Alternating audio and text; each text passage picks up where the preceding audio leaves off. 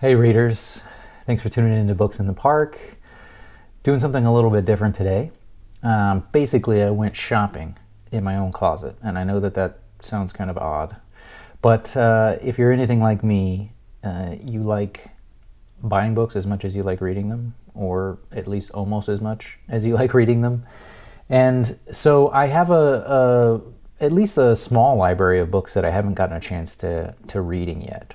And a couple years ago, my wife started working from home full time, and so my office became her full time work office. And so at the time, some of the books that I had on bookshelves had to be transferred into the closet. And the truth is that I haven't gotten a chance to go back through them for the last couple of years. And I kind of forgot what was in there, especially since some of the books I haven't read. It slipped my mind that I had some. So I decided this year to read some more nonfiction. I knew in the back of my mind I had some nonfiction in there, so I wanted to go and dig around a little bit and see what I had. And so today I've grabbed a couple of the titles that I'm excited about taking a look at, and I thought I'd bring you along and talk about them briefly, and maybe you might see me talk about some of these in more depth moving forward. So first things first, and this one actually kind of comes from, this one I have read, but I thought it's been maybe 10 or 15 years since I read it.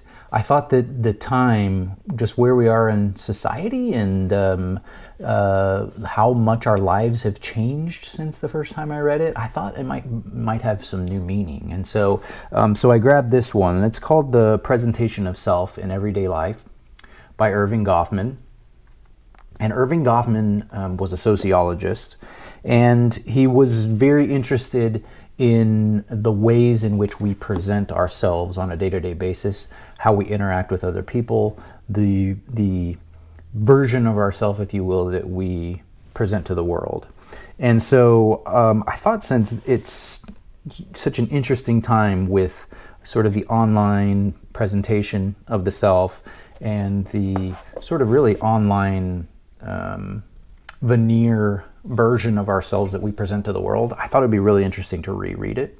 I read it in college and I loved it, but at the time, Facebook was just kind of coming out. MySpace had been a big thing, but it was dying. Facebook was coming out, and since then, going from a portion of our lives being online to an incredible amount of our lives being online and on our phones, I just thought it would be a really interesting one to look at again and to discuss with you guys more in the future. So that's the first one. The second one that I grabbed is The Fairy Tales of Hermann Hesse. Now this one I know that I haven't read, and but I have been getting back into Hermann Hesse because I enjoyed him as a young man quite a lot. I'm now reading, I'm on my second Hermann Hesse book this year, and so I thought this would be a good continuation. I don't know anything about his fairy tales. I don't know if they're renditions of other fairy tales, if he wrote them completely from scratch. But I thought that this would be a real fun one to just dig into and see how it is. He has such a poetic prose and such an original voice, I think, in fiction that I thought it would be fun to dig into that maybe between his novels this year. So that was another one I grabbed. Now this one, The Society of the Spectacle by Guy Debord, is kind of ties in a little bit with the first one, the Presentation of Self. This one, Guy Debord was a philosopher, and this is about his sort of criticism of sort of capitalism and the obsession with items and consumption. And again, I did read this one in college, but I didn't absorb it as much then as I think I might now. I think the timing for this might be perfect. Just the sort of crescendo it feels like that we're hitting with consumption and the need to validate ourselves by having things and signaling things to other people. Part of that, I think, will tie in with the presentation of the self, with the way that it's happening online, but also, I think that this might have more of a societal resonance now than maybe it did the first time around when I read it. Again, 10 or 15 years ago. I don't know the exact timing, but really excited for this one. It's a short one, and it's sort of broken down by sort of like more like a philosophy text, like a Nietzsche or something, where it's got different sections on different topics. So I'm looking forward to that one. And that's a smaller one, but it might be one that I kind of absorb a little bit at a time. I'm not sure. And then the next one, this was kind of funny because it's the Nicomachean Ethics by Aristotle. This one I actually had on my list of books that I was interested in reading this year, and I didn't even realize it, but I had this copy of it. I don't know where I picked it up. If it was from like a Philosophy 101 class. I know that I haven't read it, and this book does not look like it was even opened. So I did work for Barnes & Noble for a time. Maybe I bought it then because I had such a great discount, and I just never got around to reading it. I'm not sure, but I was excited to see this in there because this is actually like one of the books that I wanted to read this year anyway. So it saves me from having to buy it. So looking forward to that one. There's a lot online about this one. So I'm looking forward to absorbing it throughout the year. And then the other one that I've got in here is fiction. Carson McCullers. She's, I think, pretty well known, but I think as far as the American writers, maybe I don't know if she gets as much praise as I think that she deserves. I think her most famous is The Heart is a Lonely Hunter, and I've read that, and The Ballad of the Sad Cafe I've read, but this is a collection of her novels, and this is these collections. This is the Library of America books. These are beautiful collections, really well bound, and so I'm looking forward to reading one of her other novels, maybe The Clock Without Hands or The Member of the Wedding. I've heard good things about those two.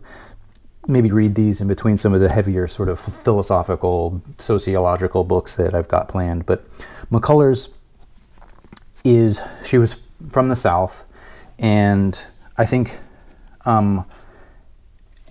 it brings a sort of distinct atmosphere and presence and perspective.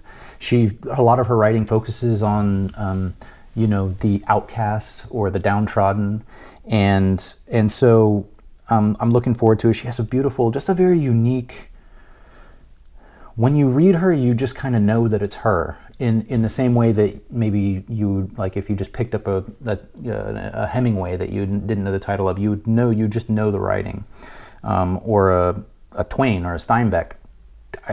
I know that those are all sort of big American authors, but I believe she belongs in that group of authors. She just has such a distinct writing style and atmosphere to her writing. So I'm looking forward to getting back into her stuff. I think The Heart is a Lonely Hunter I maybe read either in high school or shortly after, so it's been a while, but I'm looking forward to that. Also, one thing that I thought was really funny, there was actually a receipt in the book for that and a couple other books. This was from 2002, so that's probably about the time that I read Heart is a Lonely Hunter.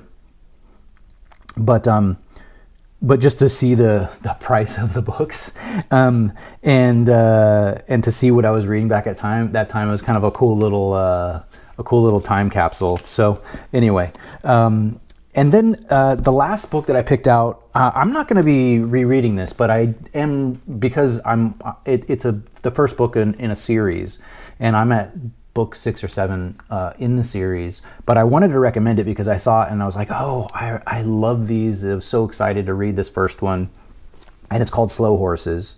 Some of you might have seen there's an Apple Plus series called Slow Horses that follows this series of books. Mick Herron is a great author.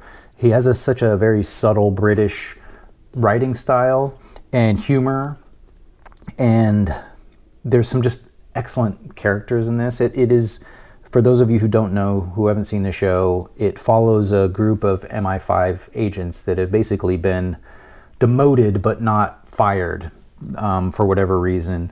So they're too incompetent to be real MI5 agents, but they're either have a family connection or they know something and they can't just be fired and let out into the general population. So as you can imagine, there's a bunch of shenanigans, and again, great character development. This was, I don't know, when I read this one, maybe this is one of the older versions. 2010 was this one was published, so maybe around 2012 or so I read this. And like I said, periodically I'll read another book in the series. It's just a great group of characters to return to. If you're anything like me, I sometimes have a hard time, especially for the books that maybe I'm not sitting with. You know, like the philosophy books here, I'll sit with and sort of try to work through in more of a serious way. But authors that I'm just trying to enjoy, I have a harder time, or maybe this one is maybe a little bit more than just entertainment, but still, you know, it's one of those things that like I'll read it when we go to the beach for a week or for a few days. It's that kind of thing. I have a harder time finding those authors that I really love that I want to come back to. And so I just wanted to recommend this for you all because I think that you might really enjoy his writing. And if you've seen the show, it'll elevate the show for sure, but a great series of books. So anyway, those are a few of the books that I went shopping for in my closet. It was nice to get a few things to put on the list that I won't have to repurchase for the coming year.